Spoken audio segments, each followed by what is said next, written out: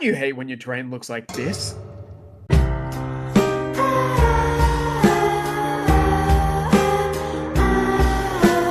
When a Tau Hammerhead gunship can see anything? Well, fear no more. With tournament standard terrain layouts, you can actually hide. No way, I need that. Wait, Hodge, why haven't you been using proper terrain? I didn't really think that terrain was important. Hodgie! Terrain is one of the most important things. What are you doing? For Emperor's sake, just use the terrain layouts, man. Hello everyone and welcome back to another battle report video. I am Hodgie and I want to talk about my favorite deployments and how much better my wargaming experience has become from using proper terrain rules. The first game was back when we were still using the old terrain pieces, but with a few adjustments to make it look as close as possible to proper terrain, because a few of us have been talking about how unbalanced the terrain feels when this is what it looks like.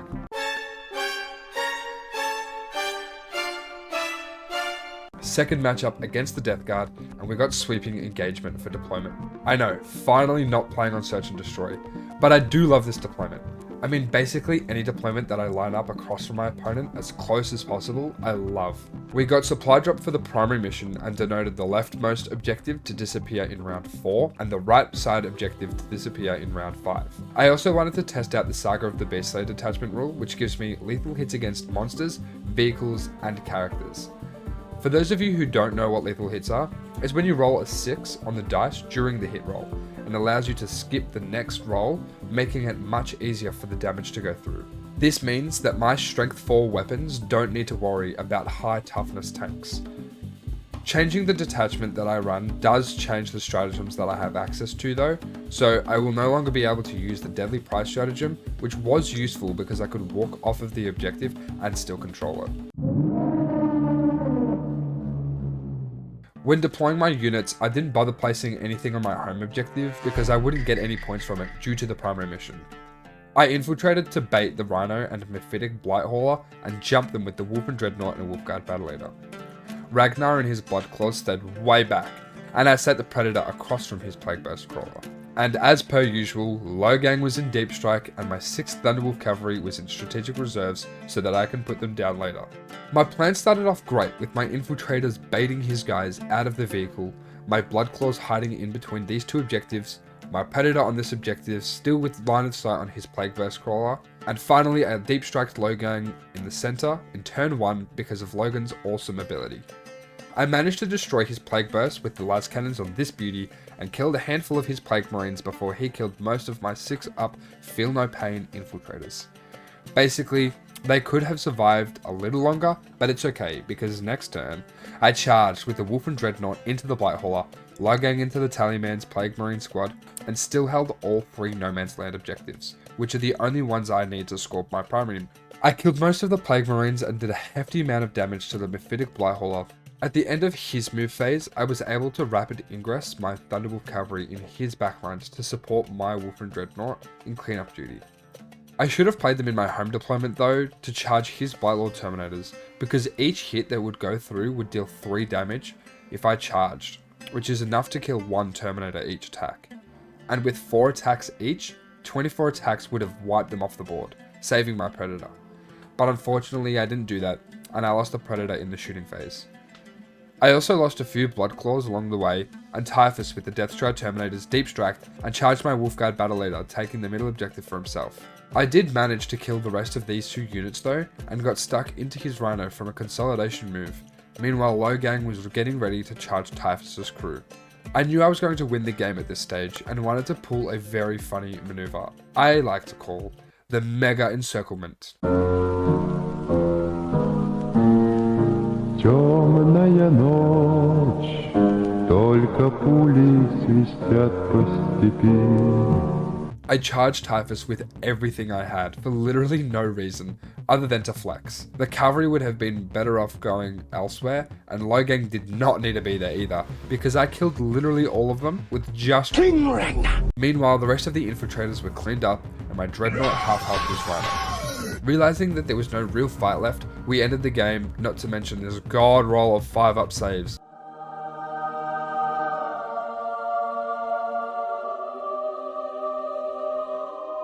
I really like the lethal hits on vehicles with this detachment, but it's hard to get lethal hits against characters if they have bodyguard units. It also makes it harder to kill half of the character's monsters' vehicles combined because they are protected. I definitely should have used my cavalry better in this game, but I got away with it because I was rolling really well. But in the future I need to place them more strategically and move them around better. Something which I actually did a good job of in the next game. Round 4 of Space Wolves vs Tau. For now, it is 1-2 in Tau's favour, but as my opponent predicted, we would tie again in this wonderful rematch with Search and Destroy. Oh, brother, this guy stinks! However, this time, we actually used tournament standard rules. It just made everything so much better and felt fair for once. What the dog doing? My first move was infiltrating my infiltrators on his natural expansion. For those of you who don't know what I mean, natural expansion is the objective that your opponent wants to take after their home objective. They sat beautifully behind this wall, by the way, so he couldn't shoot them off the marker. I then placed my Wolf and Dreadnought and Wolfguard Battle Leader in front to die because I still have no idea how to play them properly. My Bloodclaw sat on the side to take my natural expansion, and of course, on my home objective. Finally safe from his hammerhead, which he didn't even bring this game. Instead, he brought a second broadside with missile pods, and a second breacher team with Cadre Fireblade, which can hurt my tanky stuff a lot more than I like to admit. We rolled off for the first turn, and for the 4th game in a row, I went first. He moved pretty aggressively with his scout moves, even though he was going second. His Pathfinders moved into the range of my and he did not like my infiltrators being there and moved his Kroot rampages over to deal with them, which gave me an idea.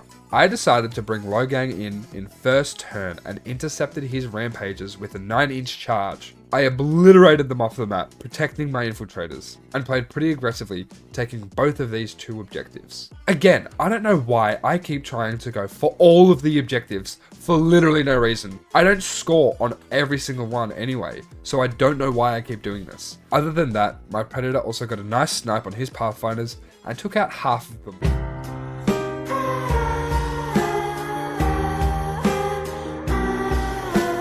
I was expecting him to go for my Dreadnought with the Devilfish Breacher team combo he does and send his Melter stealth suits at Logang. But he did the opposite. I rapid ingressed my cavalry so that I could play along this angle and potentially play for the center as well. But he had a solid turn, wiping my Terminators and taking the center objective. He also tank shocked Logan, which was pretty funny, and just kept him in melee for literally half the game.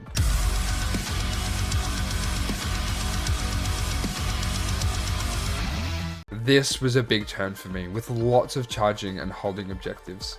He used rapid ingress on his battlesuit team, which I was expecting him to hold onto or use to get onto the last open objective and shoot my cavalry. But I don't think he was expecting me to do this to his army.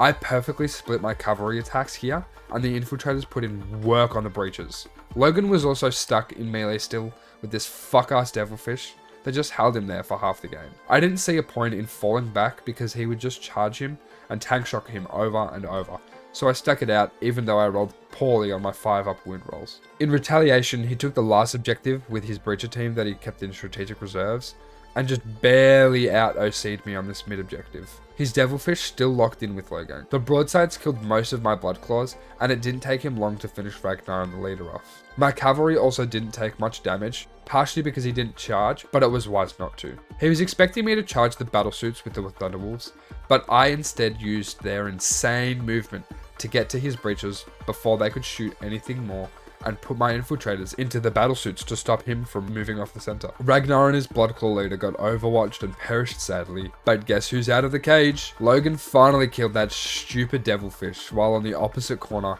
the breacher team stood no chance against the mighty cavalry. He tried to run away and play for victory points in his turn, but with his Mont car running out at the end of the round, he took the L, and I felt like I actually learned something about how to play this deployment better. However, it really was the terrain that was the MVP. He couldn't snipe my Predator this game. I could effectively hide behind walls and push him strategically and fairly. Again, I love having the Saga of the Beastslayer detachment to get lethal hits against most of his army, especially when having low strength weapons on the Bloodclaws and Thunderwolf, because I'm making less 5 or 6 ups and instead just getting lethals with decent armor penetration weapons. I also lose the ability to sticky objectives because I have different stratagems, but in games where I don't need it, like this one, I think the lethal hits are just so much better. I'm not finished with you! Now you might be wondering who the fuck this guy is. Who the fuck is that guy? Very useless, dies at the start of every game, or is just bait for my opponent to get an easy secondary. And since getting demolished by the Tau a week after this game, this back and forth, he wins, I win, he wins, I win, he wins continues. I wanted to have another look at my list. I also found that the infiltrators have been doing nothing for me lately, and they have very weak weapons at 2 shots each, AP 0, and only 1 damage at 100 points for 5 of them. It's just not worth it. I did want to keep some of them though, as I don't have any time to do more painting. But guess who I already have fully painted model of, and is worth more than 100 points? That's right, he's back and staying.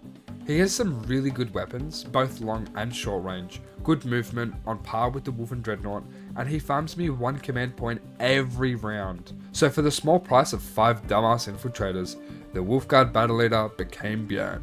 I did also have a few leftover points, so I put this enhancement on the lieutenant, but I always forget to use it. In conclusion, we shall see how this list turns out in the next battle report, but I think they are all good changes. Thanks for watching, like and subscribe for more battle report and Warhammer talk, and I'll see you in the next video. Goodbye.